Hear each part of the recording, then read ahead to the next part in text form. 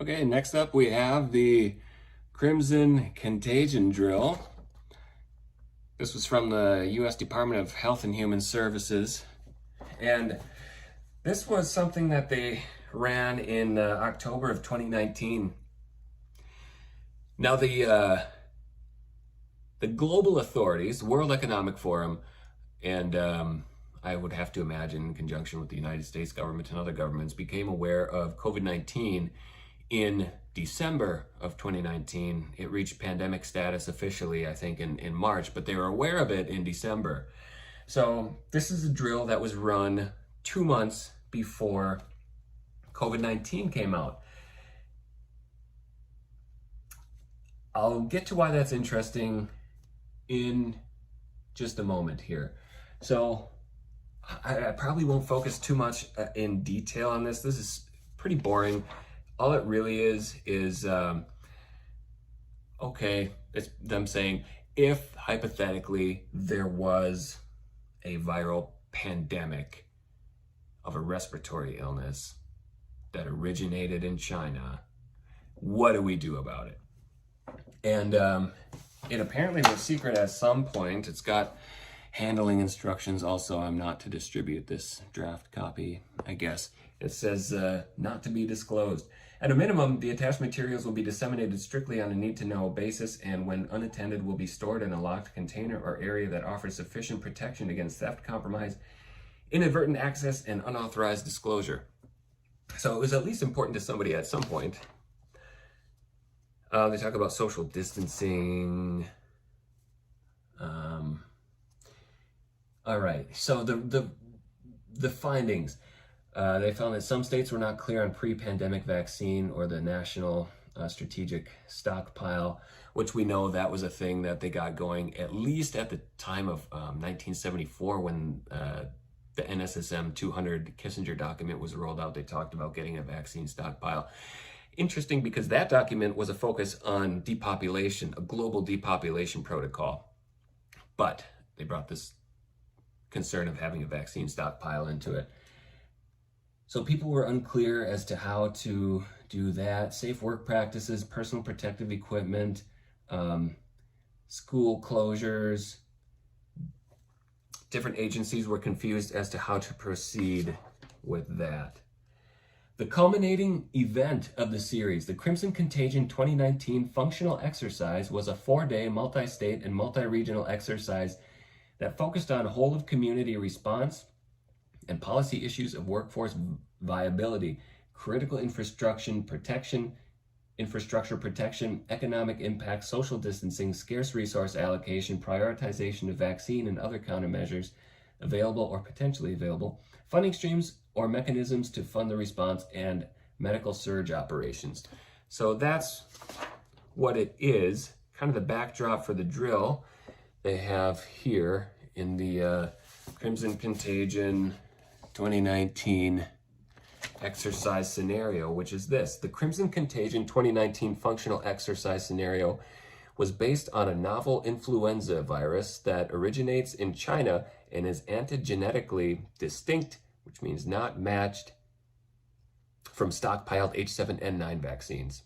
The scenario starts off with tourists becoming ill in China with non-severe acute respiratory illness, then departing Lhasa, if I'm saying that right, airport to other cities in China before flying back to their respective countries.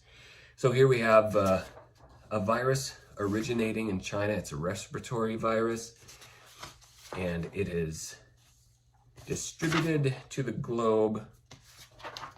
So we've got a pandemic. It reaches pandemic status, and the rest of this is really just, okay, who takes care of what? What is, should the HHS be in control of disseminating information to the public? Should it be FEMA? Who do we revert to for making ultimate decisions? Here it says, many of the hurdles stemmed from technology and equipment issues, including an uneven distribution of laptop computers and mobile devices among the workforce, user volume limitations on virtual private network systems, and insufficient internet bandwidth connectivity. All right. That's why they do these drills. This is, and it's so true to reality, because that's exactly the kind of thing that we encountered as state employees. exactly those things. All right, we have to work from home remotely. There's not enough laptops. We're having problems with connectivity. So that's why they run these drills, because they know something's coming and they want to know how to deal with it. According to HHS Incident Response Framework, the HHS Disaster Leadership Group is a policy committee convened when incident or event conditions are experienced to raise significant policy issues that require increased surveillance. So I just thought it was interesting that they put that in there too, especially as that's a theme that keeps emerging. Is a big part of this is surveillance. We need to make sure that the public is surveilled. Also, the messages that they're sharing with each other is surveilled. Also, that we don't have this appearance of being in any way implicated. We need to have that appearance of benevolence. And they always find a way to bring climate change and other globalist things into it, which I think is interesting. But the most important thing about the Crimson Contagion functional exercise is the timing. It came out, or it was conducted in October of 2019, 2 months before the pandemic. That's the same as Event 201. When did this take place? Same time, October 2019. And part of the Event 201 discussion, I'll remind you here, governments will need to partner with traditional and social media companies to research and develop nimble approaches to countering misinformation. This will require developing the ability to flood media with fast, accurate, and consistent information. So remember, the point is to keep those messages coming fast, quickly, and consistently. And one of the last things that we talked about, in the exercise, there was a portion of, where was it? Anyway, a large portion of the country lost power, and they were discussing, what do we do about that? And the problem was that they lost power and people had needs. The problem was, when people don't have power, this was the SPARS exercise, they're not going to receive those messages from their televisions so strongly anymore, or they're not going to receive those messages from their phones, from our pieces of technology that convey information, our technological communication tools. They're not going to have access to it. So that's a problem. They're not receiving the consistent messages, which I find interesting, because, see if I can find this here. When you look at what propaganda is, it is, well, I'll just start from the top here. This is from Mein Kampf. This is Hitler. If you tell a lie big enough and keep repeating it, people will eventually come to believe it and keep repeating it. The lie can be maintained only for such time as the state can shield the people from the political, economic, or military consequences of the lie. If it thus becomes vitally important for the state to use all of its powers to repress dissent, for the truth is the mortal enemy of the lie, and thus by extension the truth is the greatest enemy of the state. It would never come into their heads, this is lower down, a different statement. It would never come into their heads to fabricate colossal untruths.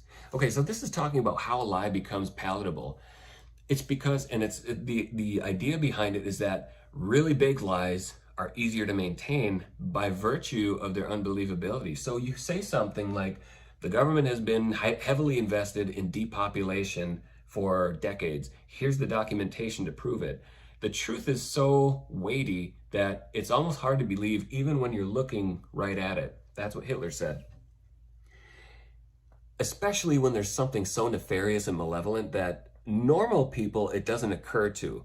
So it doesn't occur to us when we hear something like that, like, hey, there's a faction of governance that really wants to completely eradicate you. And by that, I mean murder you and your family and all your loved ones. It's so insane to a normal human being that has a shred of goodness within them that it's not believable. It just sounds it's too much. Hitler said it would never come into their heads to fabricate colossal untruths. and they would not believe that others could have the impudence to distort the truth so infamously. Even though the facts which prove this to be so may be brought clearly to their minds, they will still doubt and waver and will continue to think that there may be some other explanation. His primary rules were never allow the public to cool off. Again, that's what this stuff is saying. Consistent messaging, consistent, keep it consistent. Never allow the public to cool off. Never admit a fault or wrong. Never concede. That again is from, I should have mentioned that when we were going over the SPARS report, when in their exercise, the vaccine proved fatal, it was killing people, and the response that they decided you should go with in that kind of a scenario isn't, hey, we did a bad thing here, please forgive us, I'm sorry at least.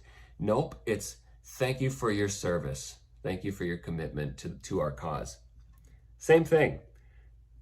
Never concede, never leave room for alternatives. Now, when they talk about the communication void, those gaps that need to be filled, information gaps, they call them, when we don't know the answer, but we need to fill it with some kind of BS, because otherwise there might be other narratives that have a chance to sneak in, other truths. And remember, the truth is the greatest enemy of the state. And finally, people will believe a big lie sooner than a little one. And if you repeat it frequently enough, people will sooner or later believe it.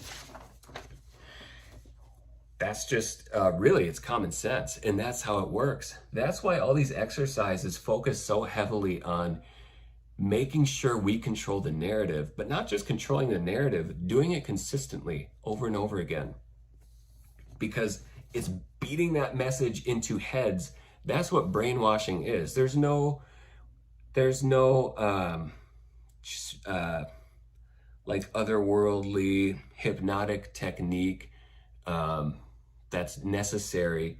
No subliminal messaging even. It's just consistent BS until, I don't know, you just experience intellectual exasperation and you give in and accept it because you're too tired of fighting against it. I don't know what the psychology behind it is, but that's what it is. Further contributing to people's reluctance to put two and two together when considering these documents and coming up with explanations for, well, yeah, those are just drills. That's what they do to keep us safe, like morons. They don't understand that our rulership idolizes Chinese communist dictatorships and are heavily invested in strategies to socialize our country. Have you heard of Saul Alinsky? You should know who Saul Alinsky is, because our rulers know who Saul Alinsky is and they model their strategy after him. Do you know the Cloward Piven strategy? Because you should know what that is too. And that's modeled after Saul Alinsky. So here's what it is in a nutshell. It's a political strategy to overload the American public welfare system to the point it creates a crisis and bankrupts the nation, leaving the country no choice but to adopt a socialist or communist agenda. Do we see that at play right now? We sure do. There's 8 tenets here. Let's look at the first one, healthcare. Control healthcare and you control the people. Okay, I shouldn't have to expand on that. Pretty obviously happening. Poverty. Increase the poverty level as high as possible. Poor people are easier to control and will not fight back if you're providing everything for them to live. We like to get our free stuff. Keep those free checks coming, and I'll do whatever you say. Debt. Increase the debt to an unsustainable level. That way, you're able to increase taxes, and this will produce even more poverty. How's our debt looking these days? Look it up. Not too good. Gun control. Remove the ability to defend themselves from the government. That way, you're able to create a police state. Who were staunch advocates of gun control? Well, Hitler was, Stalin was, Mao was, Lenin was. So what always follows gun control? Complete dictatorships and complete loss of freedom is what follows gun control. So they're continually working on that. But I think they're going to be able to bypass that by creating, if you destroy a society enough, you say through a pandemic, you may not have to resort to gun control. Welfare, take control of every aspect of their lives: food, housing, and income. What's happening now? Well, food is about to skyrocket. Some of it already has. Lumber is crazy. The housing market is really out of whack right now. Education, take control of what people read and listen to. Take control of what children learn in school. That ship has sailed a long time ago. Religion, remove the belief in God from the government and schools. That's been taken care of as well a long time ago. Why is that important? Well, again, look at these communist dictatorships. What do they have to do? They have to take God out of the picture. Because God takes away your dependence on the government. When you put your faith in God, you don't rely so heavily on government for your source of truth, first of all. And that's the biggest damage that I see happening, is people who are less inclined to be spiritual or put their faith in spiritual truths are more inclined to fall for these stupid messages coming from the government. As obvious as it is to many people who have their own foundation for truth and don't need the government to tell them what is true. A lot of people would say that their standard for morality comes from the law. If it's the law, if you break the law, then it's immoral. There are examples of this that I'm probably just not going to be able to think of off the top of my head, but the law is not a representation of morality. You can easily institute a law where something moral is made illegal or something immoral is promoted. We do see that. So you take religion out of it, and then the state becomes your God. Class warfare is number 8. Divide the people into the wealthy and the poor. This will cause more discontent, and it will be easier to take or tax the wealthy with the support of the poor.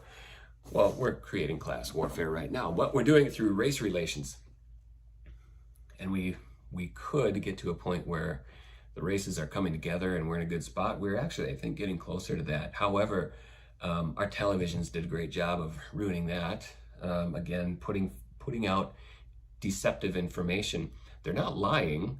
There are minorities being killed by police, for example.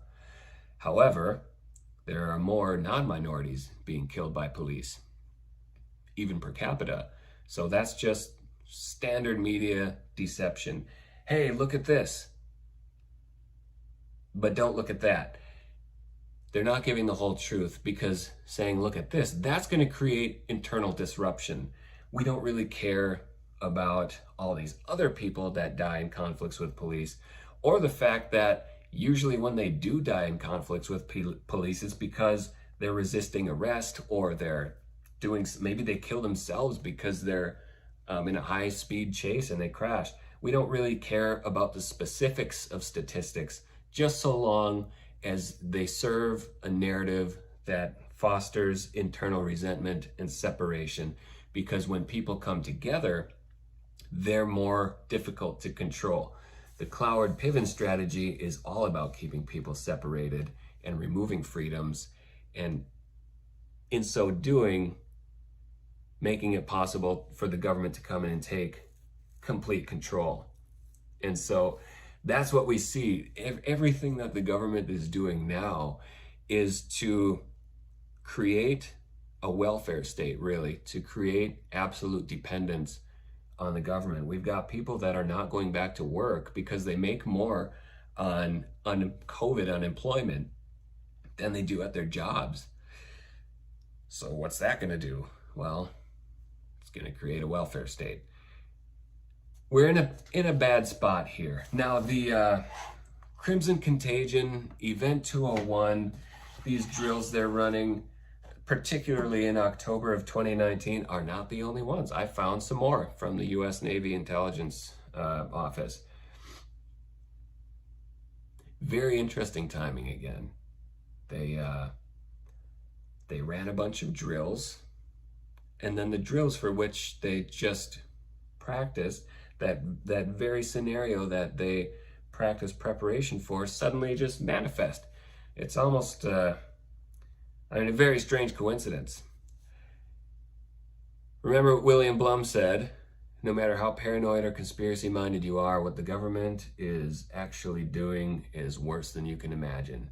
There's a lot more of this to go. I've got a lot of reading to do. I think I might do the Great Reset next. And because that really weaves the whole intent behind it. What's going on? What's the intent behind a lot of this stuff that we're seeing? That spells it out pretty clearly. The thing is, it's a whole book, so I'm going to have to find a way to summarize it. But, I should talk about Cyber Polygon too. That's yet another one. That's a drill that they just did about a cyber attack and how we really need to prepare for that. Remember, that was addressed in lockstep too. And what are we seeing now? They had to close a pipeline down because of a cyber attack. They had to shut fuel down because of a cyber attack.